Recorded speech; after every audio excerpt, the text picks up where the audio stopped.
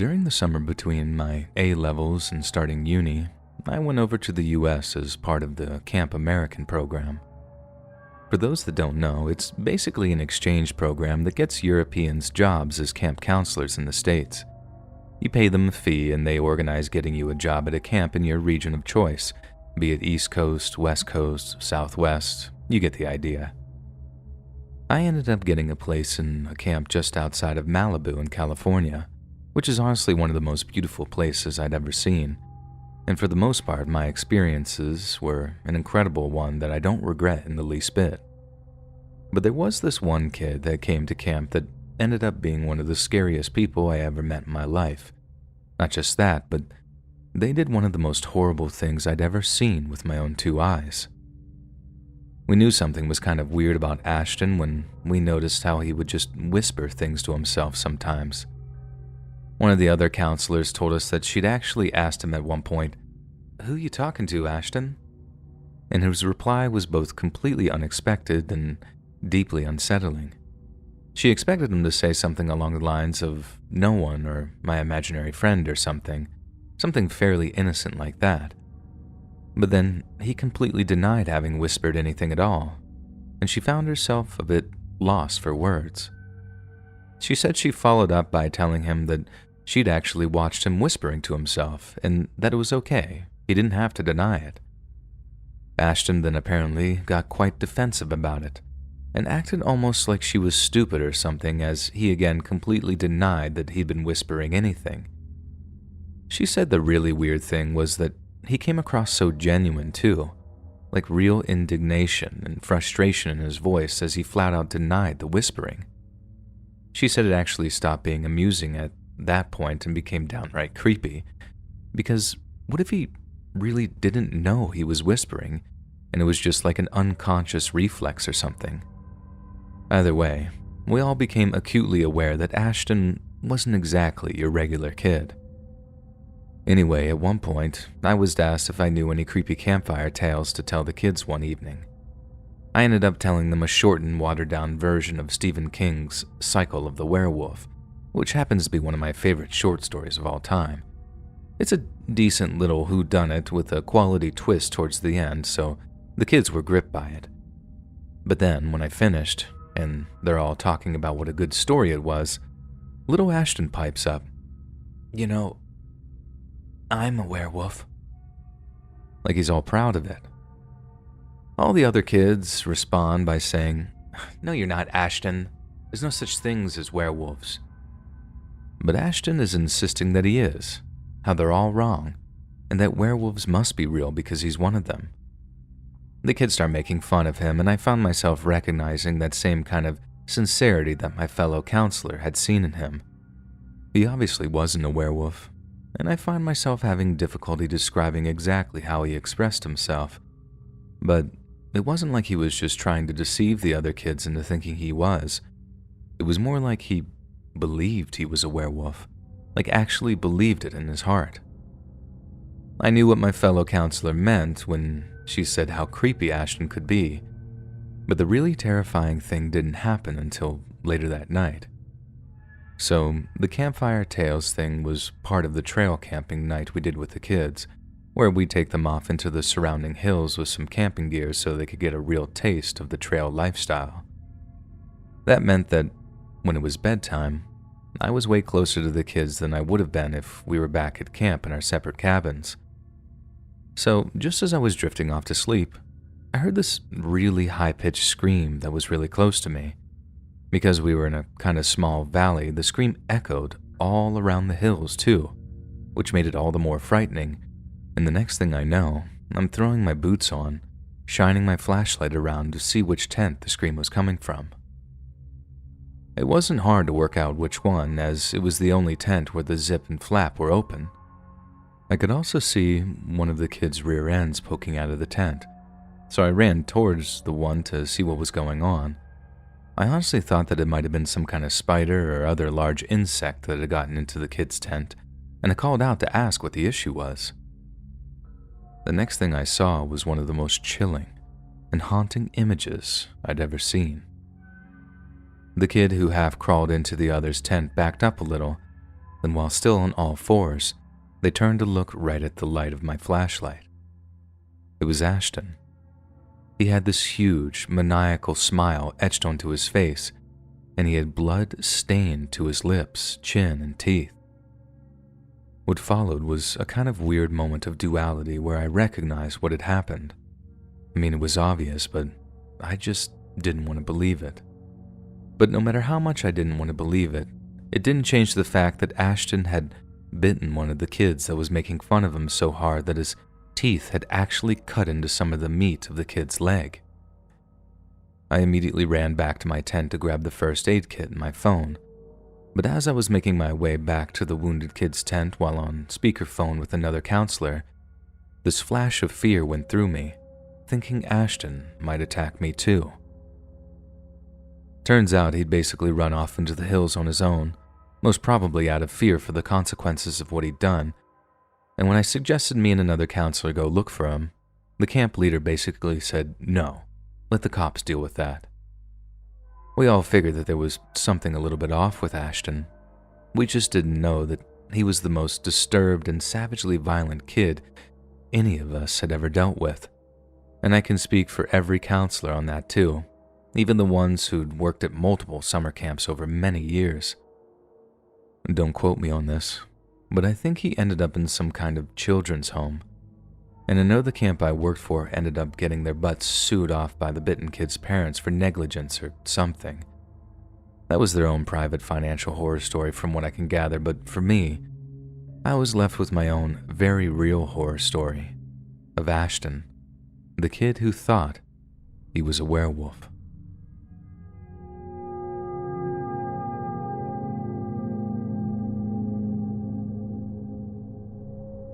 So I used to be a camp counselor for this summer camp here in Florida.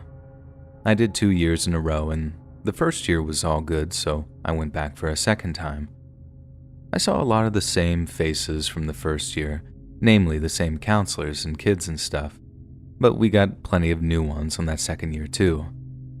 Some really good kids, but some not so good ones too, and it's the worst one that this whole incident revolves around. So we'll just call this kid Damien because he was a total hellspawn, and he was obviously going to be bad news from the moment he arrives in camp. He's mean to the other kids, rude to the counselors, won't do as he's told, and I swear he had the most impressive vocabulary of curse words I've ever known a 9-year-old to have. We can deal with brats, but what we can't deal with is a little psycho who actually scares the crap out of us. And over the next week or so, Damien proved he was exactly that. So, Damien was involved in 3 separate incidents that had to be written up, with each one getting progressively worse. The first was when he was caught fighting with another kid. Nothing too rough, just a little scuffle we had to break up then write a report about to cover our butts. Our head counselor called his parents about it and recommended he get picked up as soon as possible, but they were on vacation and couldn't get there. So they basically told us to suck it up or they'd sue us for a full refund. After that, we tried keeping Damien separate from most of the other kids, grouping him up with the other bad kids he couldn't pick on so easy. That seemed to work for a while, until it became obvious that he was actually just being a bad influence on them and making them even worse. The second incident was when one of the counselors went to check on Damien and his new friends in their cabin. I say friends, they were just the kids he seemed to have the least problems with. But my God, were they problems. The counselor noticed that they were being unusually quiet inside the cabin, which was super unusual since they were always screaming and shouting and generally making mischief in there. They head over to check it out, only to find that Damien and his buddies are crouched in one corner of the cabin, all looking at something that Damien has. They said they couldn't see what it was right away, but from the way the kids scattered when they walked in and how Damien threw whatever it was under one of the bunk beds, she knew it was something they shouldn't have been playing with. She walks up to Damien, who has his hands behind his back, like hiding them, and tells him to show her what he's playing with. He just shakes his head, and although she wanted to see his hands, we can't touch the kids like that at all, not unless their lives are in danger. In the end, She just tells the kids that if they show her what Damien was playing with, they wouldn't get in trouble too, only he would. So one of them just points under the bunk bed to where he'd thrown the thing, and she kneels down to look. Underneath the bunk was a dead possum. At least, we thought it must have been a possum from the size and shape of the mess that was left. But then it could have been some other kind of animal, and Damien had just pulled all the fur out of it before basically turning it inside out. He had blood all over his hands, and so he'd literally been caught red-handed doing that stuff, while all the other kids' hands were completely clean. Sure, they hadn't actually done anything, but the fact that they all just sat there in silence while Damien mutilated an animal was absolutely horrendous to us. Obviously, we had to write it up, and we ended up calling Damien's parents again and telling them that they could either come pick him up from camp early, or we'd call the cops and report their son for animal cruelty. We weren't all too keen on doing that, as we figured it might get into the news, in which case that was bad press for the camp that we just couldn't afford. At least, that's the way I heard it anyway. Damien's parents promised us that they'd end their vacation early, but that they wouldn't be able to come get him for another day since it'd take them at least a day to drive back from wherever they were, and they'd have to pack up all their stuff and say goodbye to relatives. It'd be a hard 2 days with Damien still running rampant, but other than completely exclude him from all activities, we couldn't exactly just keep him prisoner in his cabin. So, the next day, all the kids were taken on what we called a history walk through the woods to a nearby Seminole tribe museum. The land the camp is on used to belong to the Seminoles, and we pride ourselves on making the kids aware that they should be grateful and respectful of that. So a big part of the camp is taking them over to the museum where an actual member of the tribe will talk them through the history before letting the kids make their own headdresses and things. It's a great day out. It teaches the kids a lot of history, and the arts and crafts side of things is always fun too. There's a part of the museum tour where the kids get to learn about the Seminole Wars, while looking at a bunch of replica weapons and stuff. The 9-year-olds are the lowest age group we take on the day out, and again, we couldn't just leave him back at the camp on his own, so he came along under the strict supervision of one of the counselors. I swear, looking at those weapons was the only time we ever saw Damien quiet or interested in anything, and he seemed particularly transfixed by one of the Seminole tomahawks the museum had on display. He ended up asking the museum curator, and the first time that I'd seen him be polite, if the Seminoles actually used the tomahawks in battle. And the museum curator made the mistake of telling him that not only did they use them to fight, but they also used them to rip off the scalps of their enemies before presenting them to the British in exchange for bounties. Damien was absolutely fascinated by this concept. I mean, you could see it written all over his face how the whole concept was computing in his head. I remember getting this real uh-oh kind of vibe from the whole thing, but I don't think I ever could have guessed what evil scheme he had been formulating in his head. That evening, after dinner, the kitchen team are finishing up when one of them starts complaining to another about something. We were cleaning down the tables and chairs when we overheard the argument between two of the team, with one accusing the other of having borrowed something without returning it. It was just a mildly irritating back and forth like, "Dude, where did you put it? This isn't coming out of my paycheck," with the other guy like, "I didn't take it, dude. What are you talking about?" I remember one of us counselors asking what the problem was, and when one of them said it was all down to a knife going missing from the kitchen, some of us started looking around the kitchen for it. And it wasn't long before the question of which age group had been the last to eat came up. And then, when someone said the 4th graders, I immediately was like, oh no, Damien. I rushed to Damien's cabin, having this horrible feeling that it was him that had somehow stolen the knife. Then right as I get outside, I hear this god-awful cry coming from inside of it. I burst in, just in time to see Damien holding one of his friends by the hair with a knife in his other hand. He was literally fixing to scalp this kid. And if it wasn't for me scaring the crap out of him by screaming his name, I actually think he would have tried it. In fact, I know he would have tried it. Not so much from the scream or how scared his potential victim was, or the fact that he'd somehow been sneaky enough to steal a knife from the kitchen. It was the look in his eyes, and the smile on his face. Part of me thought, since he was caught, he might actually try and accelerate the whole process and start scalping the kid before he could get the knife off of him. I remember having this sick feeling that I was about to witness something that I'd never be able to unsee. Thank God that his go-to behavior was to just yeet the incriminating evidence under a bunk bed, then after that he literally tried to sidestep us on the way out of the cabin like he was playing pee-wee football or something. We grabbed him, detained him in the counselor's cabin, then did what we honestly should have done the moment we found him with that dead possum or whatever it was. We called the cops and told them what this 9-year-old had done. I say we. The head counselor did it, and when the cops actually showed up, they seemed depressingly unsurprised then that a 9-year-old was capable of something like that. I had no idea what they were going to do, but myself and all the other junior counselors were fairly certain that they were about to take him to baby jail or something. I mean, he literally tried to scalp another kid. There was no way he wasn't about to get the cuffs put on him. So, imagine our horror when we find out that the cops can't actually arrest anyone who's under 10 years old, and that it was basically down to us to summon Damien's parents as soon as possible to get him out of there. The only saving grace was that because he posed a threat to the safety of the other kids at the camp, we basically had the cops' permission to keep Damien locked up in the counselor's office until his parents could arrive the next morning. He ended up totally wrecking the place, and that caused a whole other organizational problems, but compared to the other stuff he'd gotten into during his time with us, that was just small potatoes.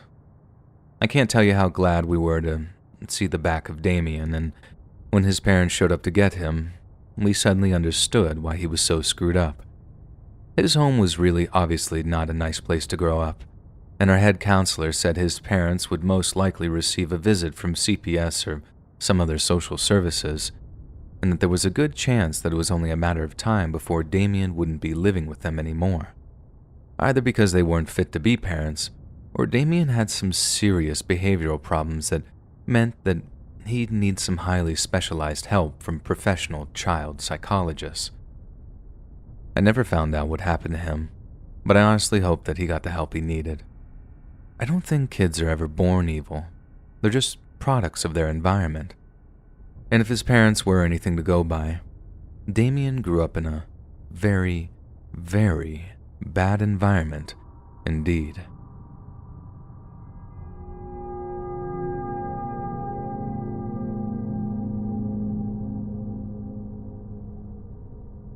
When I was 13 years old, my mom and dad told me that they were sending me to summer camp for 2 weeks. I was a real homebody when I was that age, and I guess sending me to camp was their way of forcing me to develop social skills before I ended up with some kind of anxiety disorder or something. Looking back, I see why they did what they did. No parent wants to see their kid grow up some weird loner who ends up socially stunted and resentful of the world. I guess attending camp that summer really did make me a little bit more confident and able to handle people, but it definitely wasn't in the way they were expecting. To say I wasn't keen on attending the summer camp might be the understatement of the century.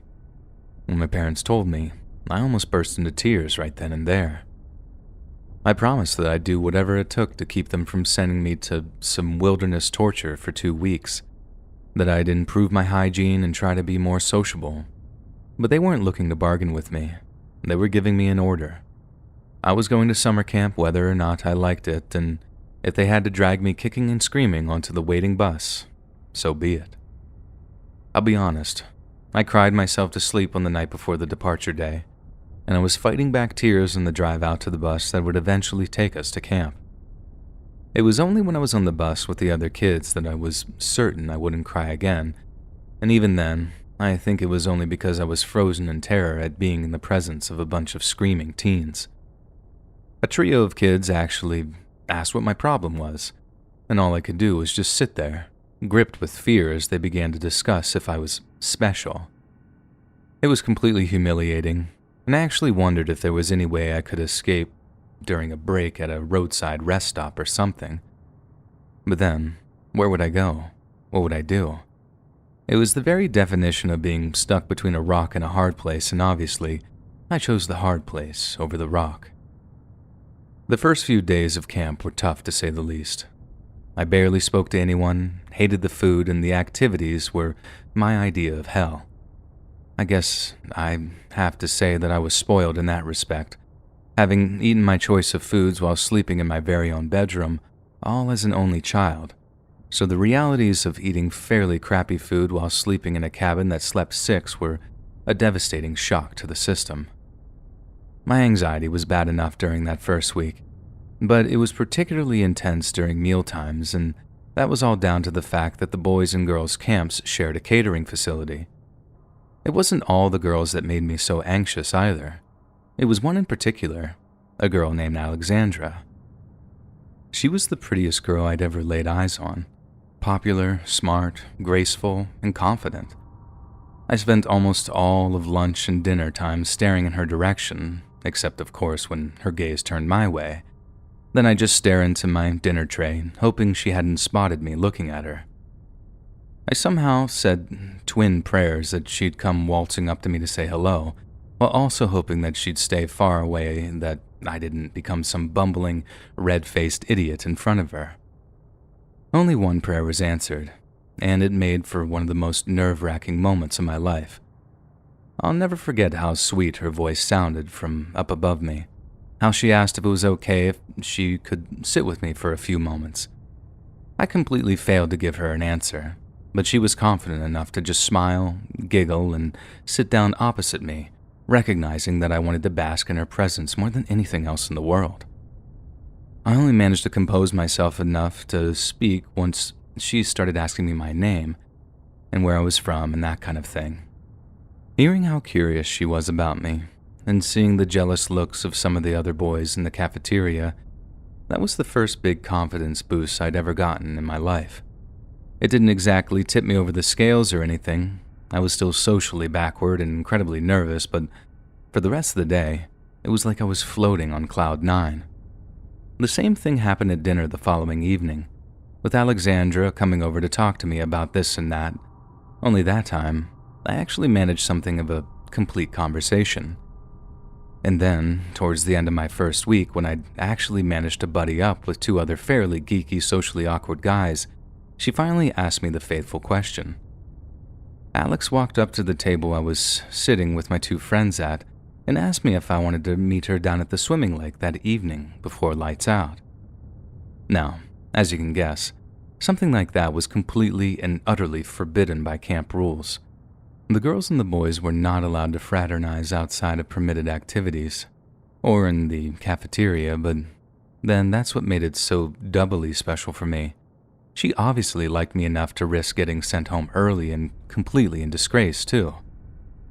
There was definitely a time when an opportunity to get sent home early would have been something that I'd have jumped on, but after meeting and talking to Alexandra, I didn't think that I ever wanted to go back home at all.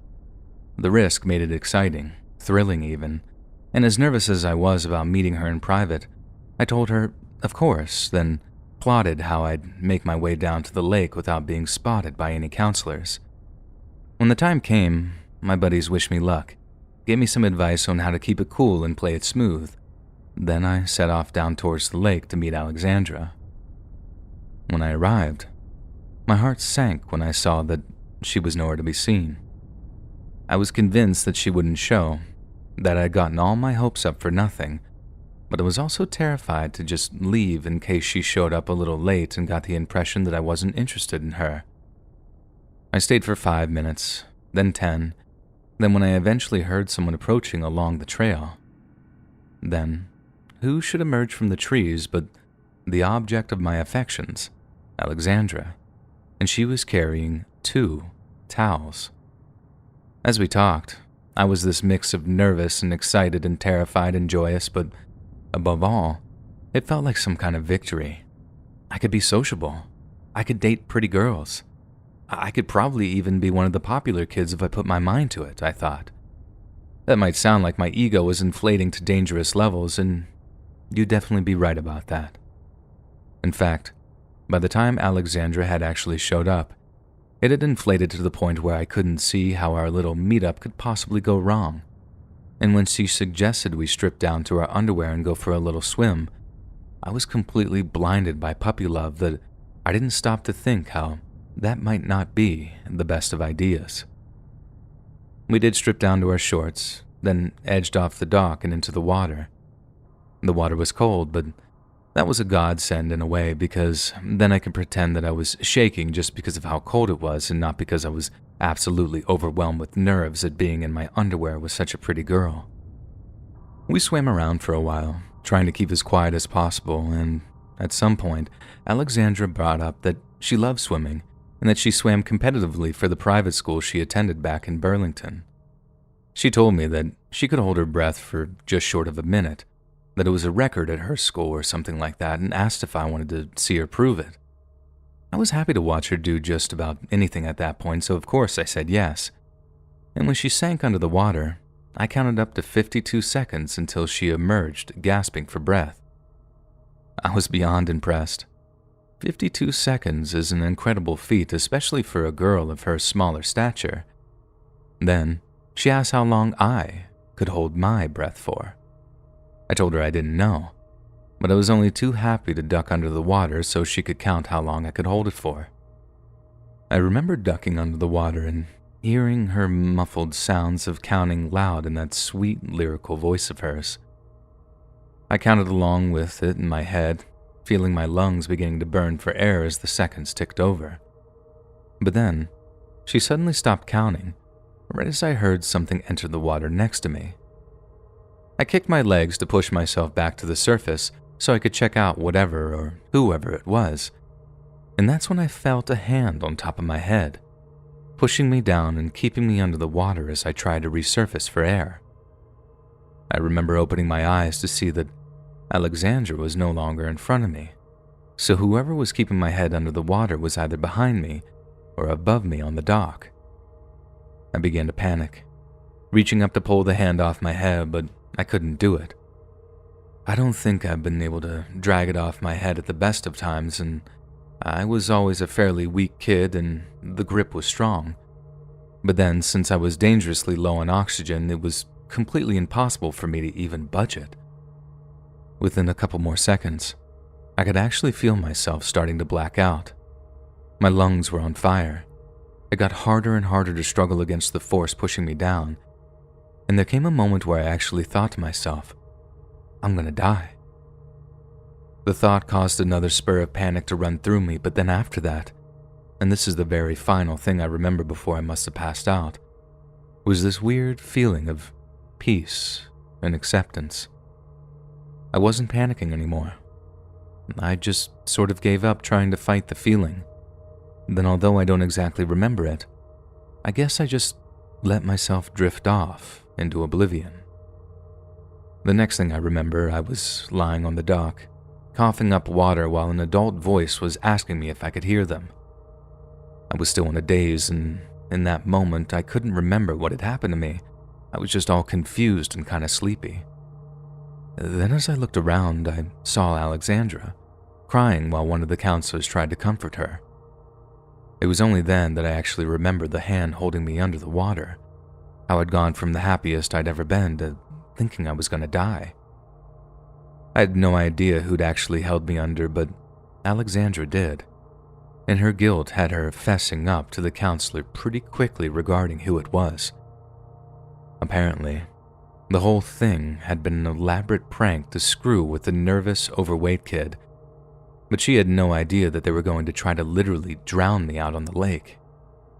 From what I gathered, she'd panicked as soon as she saw them keep me under the water so long and had rushed off to get a counselor so they could stop it from happening. The EMTs and the cops showed up not long after I was taken into the head counselor's office, and as you can imagine, it became a huge deal. What was intended to be just some dumb, cruel prank had turned into what the cops were calling attempted murder.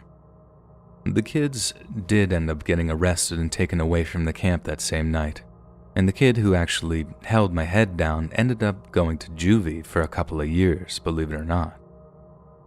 Mom and Dad came to pick me up the next day too, and Mom gave the head counselor an earful about seeing them in court before basically shoving me into the car.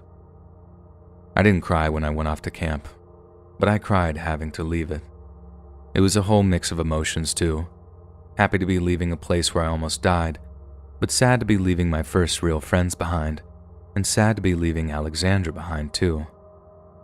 I know she was the crux of the prank against me, and don't get me wrong, I definitely felt bitter about that. But she also cared enough to run to get help when she realized that they were trying to actually hurt me.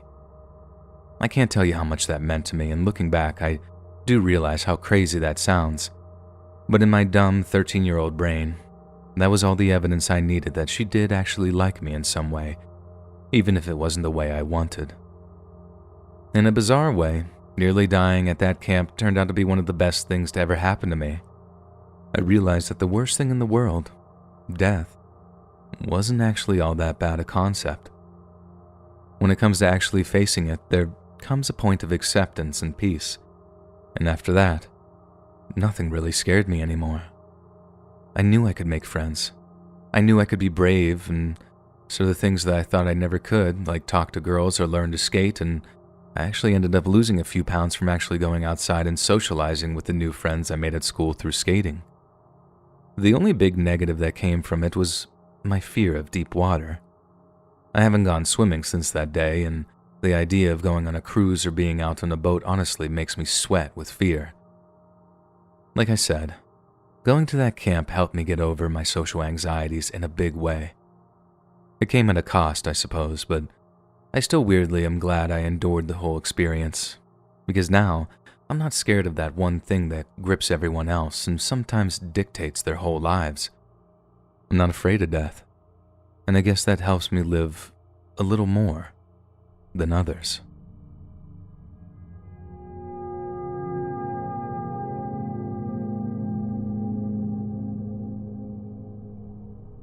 Back when I was 14, me and some other kids from our church went to this Christian summer camp for a week. It was just about the worst time of my life, too. Aside from how lame it was, I ended up getting third-degree burns because they didn't pack enough sunscreen for all the kids. So pretty much the whole week was agony for me, and I ended up with skin peeling off my shoulders and back of my neck. One of the few chances I had to get an actual relief for the sunburn was this riverboating thing we did. It was on an old steamboat kind of thing, and one of the highlights was steaming into this big lake that we could all go swimming in. The boat didn't go out too deep, I think mainly for safety reasons, but that reason just made for the sickest, darkest irony when some of the kids started jumping off the lower roof of the boat into the water. It wasn't even all that high either, maybe 7 or 8 feet at the most. I did a few jumps off of it myself, and it was really fun. But then there came this moment where a bunch of kids wanted to jump off all at the same time. I think maybe to make the biggest splash possible or something. I think maybe 7 kids jumped off at once, all in slightly different locations, but only 6 came up. I didn't notice right away. I wasn't one of the jumpers, but I wasn't exactly counting either. Then a few minutes later, some of the kids are all like, "Where's Tommy? Has anyone seen Tommy?" The mood stayed chill for a little while because he could have gone to the bathroom or something, but then maybe an hour went by and there was still no sign of him. One of the kids mentioned this to one of the group leaders, and they began searching the steamboat for him. But then after searching everywhere, they realized either he was hiding somewhere or he actually wasn't on the boat anymore. A little bit of panic must have set in among the group leaders, and I know they must not have been thinking straight, because no one ever actually thought to check below the waterline. Only the lake patrol thought to do that. And that's when they found Tommy. He'd been down there the whole time. His leg was impaled on a broken tree branch, too weak to free himself as he was drowned while his dive bomb buddies climbed back onto the boat. No one saw the bubbles of air that must have been coming up as he screamed for help either, maybe because we just weren't looking for them at the time. I'm pretty sure the camp got shot down after that season, probably because of the massive lawsuit that came their way following Tommy's death. I only realized later how messed up it was that no one was really supervising our swim, not in the way they should have been anyway. I just always thought how horrifying that must have been for poor Tommy, to be stuck down there, bleeding and screaming while the other kids just climbed out and carried on having fun. And if someone had been watching properly, if they'd recognized that something was wrong, he might actually still be with us today.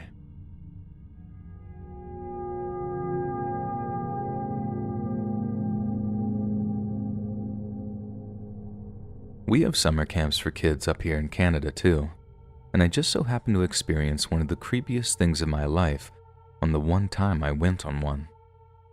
I remember waking up in the middle of the night and hearing something outside our cabin. I don't know what possessed me to do it, but I got scared that it was a bear or something, then opened the door of the cabin to see what it was. Outside is this random guy going through our campsite, picking our wet clothes off the line as he went along. We made eye contact and he put a finger to his lips and made a shh sound. And I was so scared that I just ran back into the cabin and laid there in my sleeping bag, not daring to make a noise or tell anyone. What would a guy even want with some little girl's wet clothes? Just thinking about that creeps me out, even all these years later.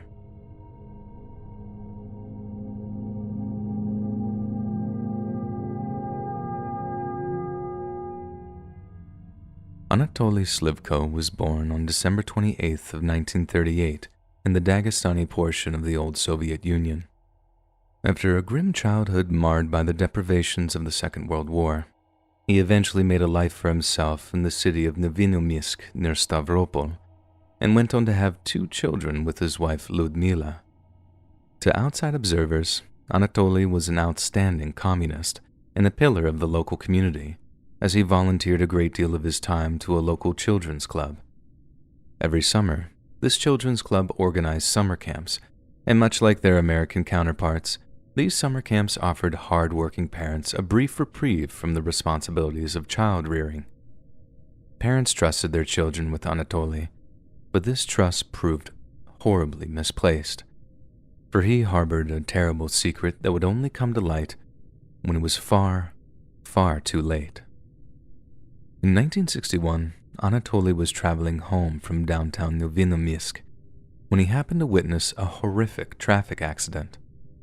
The drunk driver of a heavy Soviet motorcycle had been traveling back too fast around an almost blind turn, causing catastrophic damage when it barreled into a group of pedestrians. One of the fatalities was a young boy wearing a Young Pioneers uniform, a youth organization similar to the Boy Scouts of America, and his body was in a dreadful, dire condition. It was quite obvious that the boy had been killed on impact, as his head and neck had been almost crushed by the weight of the motorcycle. Yet the uniform of the pioneers remained remarkably unblemished and made for an image that Anatoly would recall vividly for the rest of his life. But the image wasn't so memorable because of the gore or the uniform or the horror and pain etched on the faces of those affected. It was memorable because it was the very first time that Anatoly realized he received erotic gratification from witnessing the fresh remains of deceased children. The boy had experienced convulsions in his death throes, he later said, and as the smell of gasoline and fire permeated the air, I began to lose myself in a haze of raw desire. In the months that followed the incident, Anatoly began looking for ways to get closer to local children without their parents becoming suspicious. After only a preliminary search, the solution was obvious. He would assume a position of authority over them by becoming a local youth leader, and after gaining the absolute trust of the local community, he would ruthlessly exploit his position to commit some of the most atrocious acts of abuse imaginable. The children that Anatoly exploited were most vulnerable during the yearly summer camps that the youth organization ran, when they were far away from their parents or guardians. During these camps, Anatoly would work to gain the trust of a certain type of boy.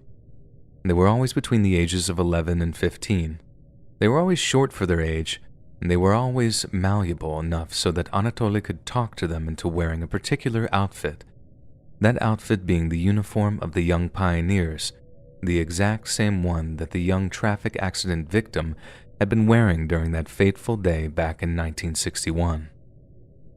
Once the boy was dressed in Anatoly's outfit of choice, Anatoly would tell them that their small stature would cause them untold misery in their lives, that they'd be relentlessly bullied by their peers. Then, once the right level of fear was instilled in them, Anatoly would ask them if they wished to be taller. Invariably, they always answered yes, and he would go on to tell the child of an experiment he knew which involved a controlled stretching of the spinal column in order to extend a person's height. Essentially, the boy would be hanged in the same manner of an execution, but Anatoly assured them that he would rush to retrieve them once they lost consciousness. In other instances, Anatoly would tell a group of boys that they were to reenact the hanging of a partisan by Nazi stormtroopers, and would emphasize the prestige a child would receive in assuming the role of the Soviet martyr. For the most part, Anatoly was true to his word, and he would revive his victims shortly after they lost consciousness. But in the meantime, Anatoly would strip the boy down, then subject their unconscious body to obscene acts of abuse that they would never remember. Yet on several occasions, once the child was completely defenseless, Anatoly would do something far, far worse than simply abuse them. Over the next 22 years, Anatoly is said to have talked to just short of 50 young boys into taking part in his sickening experiments. In 36 of these incidents, he revived the boys, often photographing the abuse he committed before making the children swear a vow of secrecy. But in 7 of the incidents, Anatoly's mind wandered back to the day when he saw the young pioneer convulsing in his death throes, soaked in their own blood, with smoke and flame billowing around them. On these occasions, Anatoly would begin to cut up their tiny bodies while they were still alive, starting with their heads. Then, once they were in pieces, he would pour gasoline over their dismembered corpses before setting them alight, all just to remind himself of the horrific traffic accident he witnessed back in 1961, which had sparked off an intensely disturbed arousal in him. Once they were disposed of, Anatoly would usually keep their shoes as a kind of sick memento, retaining them along with the photographs he had taken in order to remember those he'd butchered and burned. It seems horrifying to acknowledge, but these twisted trophies may have actually saved countless lives. Anatoly revisited these items whenever he felt the urge to kill, and they seemed to have sated his deep desire to see the blood and burning flesh of innocent children. It was only when he grew tired of his trophies that he once again sought to reenact the sights and scents of the traffic accident. Otherwise, there may have been far more than just 7 young victims of his depraved desires. It was June 2nd of 1964 when Anatoly claimed his first victim, a 15-year-old runaway named Nikolai Dobryshev. Anatoly would later claim that Nikolai's death was purely accidental, as he had been incapable of reviving Nikolai once he had fallen unconscious. Once it was clear the young man was dead, Anatoly then dismembered the boy's corpse before burying it in the woods outside the summer camp. He then burned all the film and photographs he had taken of Nikolai, terrified that it might be used to convict him of outright murder. The following year, in May of 1965, Anatoly took the life of his second victim. Alexei Kovalenko had been attending the summer camp of a tourist group known as Chergid, a camp where Anatoly had been a trusted member of the counseling team. The pictures that Anatoly took of Alexei kept his terrible lust at bay for 8 long years, but finally, on November 14th of 1973, a 15-year-old boy named Alexander Nesmianov disappeared from the streets of Anatoly's hometown. The subsequent investigation undertaken by Soviet police was unable to link Anatoly to the boy's disappearance, and the same could not be said for the next child to be abducted. 2 years later, when 11-year-old Andrei Pogasyan disappeared after playing with his friends, His mother told police officers that Andre had mentioned a man inviting him to a nearby forest in order to star in a short film the man was making. This time, Anatoly's reputation for filmmaking prompted the police to pay him a visit, but his status as a trusted and well-liked member of the community meant they only asked him if they knew who this mystery filmmaker might be. Anatoly told them no, and the police left him alone. The run-in with the law meant Anatoly waited another 5 years before abducting another child, biding his time until 1980, when he became transfixed with a 13-year-old named Sergei Fatniev, who bore a striking resemblance to the dying young pioneer of many years before. His final victim was claimed in July of 1985, with 13-year-old Sergei Pavlov disappearing after telling a neighbor he was going to meet the leader of Churgid. This is what finally gave Anatoly away, as in his hometown he was very much the public face of the Churgid youth organization. This meant that in November of 1985, a Soviet prosecutor began investigating Anatoly in connection with Sergei Pavlov's disappearance. Upon questioning some of the club members, the prosecutor discovered that many of them had suffered what was referred to as temporary amnesia while attending the club's summer camps. When pressed on the events surrounding this amnesia, the boys invariably brought up Anatoly's sickening experiments, commenting that they suffered blackouts before waking up feeling tender and sore. Following the prosecutor's lengthy inquiry, a disturbingly detailed narrative of abuse began to form, all of which centered around Anatoly and his summer camps. Finally, in December of 1985, police officers visited Anatoly's Stavropol home and arrested him on 7 counts of murder. It's not clear if he was tortured while in police custody or if they found another method of gaining his cooperation, but within a month of his detainment, Anatoly led police officers to the burial sites of 6 of his 7 victims following a series of full and frank confessions. The Soviet judge presiding over his case was thoroughly disturbed by the details of his crimes and felt the only suitable justice would be to condemn Anatoly to death. Following the sentencing phase, Anatoly was placed on Novocherkassk prison's death row. His imprisonment marked the end of a 20-year campaign of abuse and murder, one that had robbed the innocence of almost 50 young boys. But in 1989, Anatoly was given one last chance to save his own life. Police from Rostov Oblast visited Anatoly, telling him if he could help them identify a mysterious serial killer, he would have his death sentence commuted to life in prison. This serial killer had already taken the lives of at least 29 children, and the police had absolutely no idea how to identify or apprehend him. The killer turned out to be none other than the infamous Andrei Chikatilo, who would go on to be convicted of killing 52 women and children in October of 1992. Anatoly tried as best he could to aid in the investigation, providing deep insights into his own criminal derangement, but it was of no help to the officers from Rostov. Following the officers' questions, Anatoly was dragged kicking and screaming from the interview room and into one of the prisoners' execution chambers. Then, as he begged for his life, a prisoner officer placed the barrel of his pistol to the back of Anatoly's head and sent his brains flying out of his skull with a single, fatal shot. In a way, it was a far more dignified death than Anatoly gave any of his victims. Vulnerable young boys who knew no better than to trust a man who had nothing but ill intentions for them.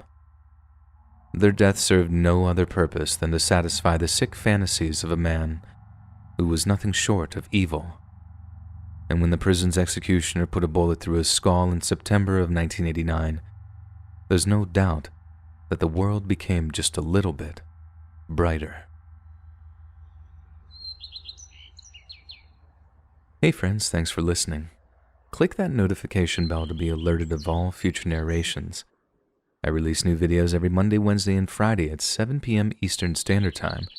And if you got a story, be sure to submit them to my subreddit, r/letsreadofficial, and maybe even hear your story featured on the next video.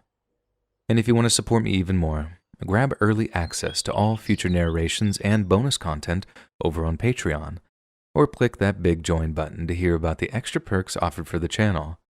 And check out the Let's Read podcast, where you can hear all of these stories in big compilations and save huge on data, located anywhere you listen to podcasts. Links in the description below. Thanks so much, friends. And remember to cover up your cheese holes.